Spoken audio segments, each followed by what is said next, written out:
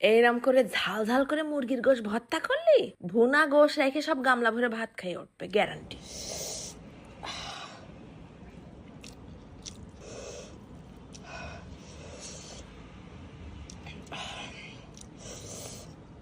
ও দি, poultry মুরগি রানলি? Fresh গোশ কেউ খাতে চায় না, সব হাড়ালা গোশ নিয়ে করে টানাটানি। তুমি ফ্রেশ গোশ দিয়ে এমন একটা কিছু বানাই দেখাও যেন সবাই ভক্তি করে খায়। আরে শোনা, ফ্রেশ গোশ গুলো তুলে তুলে নিয়ে এরম ভর্তা করবা, দেখ পাই এক পদেই গামলা খালি। 4-5 পিস গোশ কেটে কুচোই নিলাম, ফেলাই দিলাম একটুখানি নুন আর হলদির গুঁড়ো, 1/2 ইঞ্চি আদা বাটা, 1/2 ইঞ্চি রসুন বাটা, আরো 1/2 চা চামচ শুকনো ঝালের গুঁড়ো মেরে দিয়ে ভালো করে চটকায় চটকায় মাখাই নিচ্ছি।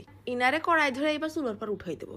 সব থেকে মজার কথা আছে, মাত্র 2-3 পিস গোশ দিয়েও তোমরা এই ভর্তাটা বানাই খেতে পারবানি, এত টেস্ট। তারপরে একদম লো আছে মুরগির গোশটা জাল করে সিদ্ধ করে শুকোই নেব।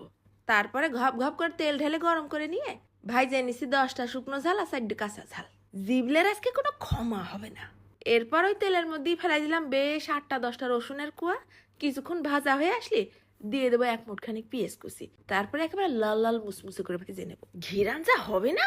এধারে সিদ্ধ মুরগির গোশটাও ঠান্ডা হয়ে গেছে, হাতে একটা ছালা থুকু পলিথিন বাইন্দে গোশটাও আশ কিরাস করে নিলাম। তারপরে একে একে ওই কাঁচা ঝাল শুকনো ঝাল নুন দিয়ে ডলে নেবো। ফার্স্টে কিন্তু মুরগিতেও নুন দিছি, সে খেয়াল রাখতে হবে। এইবার দিলাম ভাজা পেঁয়াজ রসুন, তাও মড়মড় করে ভেঙে নেই।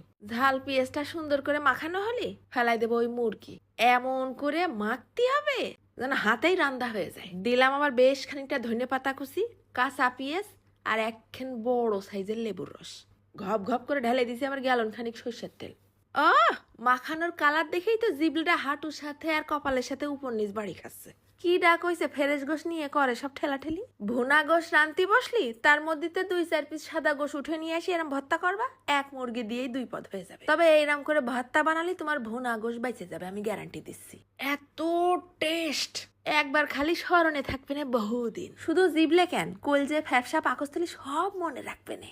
ঝাল তো হয়েছে কলজে সিরা, সাথে লেবু টক টক আর ভাজা পেঁয়াজ রসুন কাঁচা পেঁয়াজ।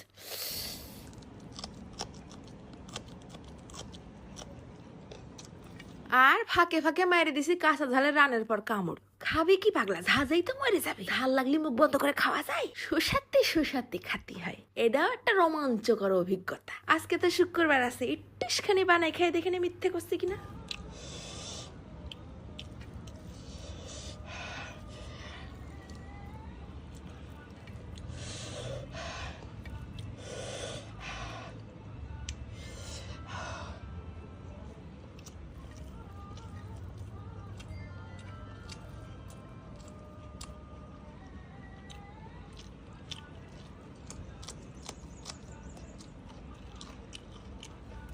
অনেকে আবার কমেন্ট করে, আরে এই বিটি শুধু ঝাল দেখায়, খায় না। তাই তাগের জন্য একটু ভয়েসটা অন করে শুনোই দিলাম।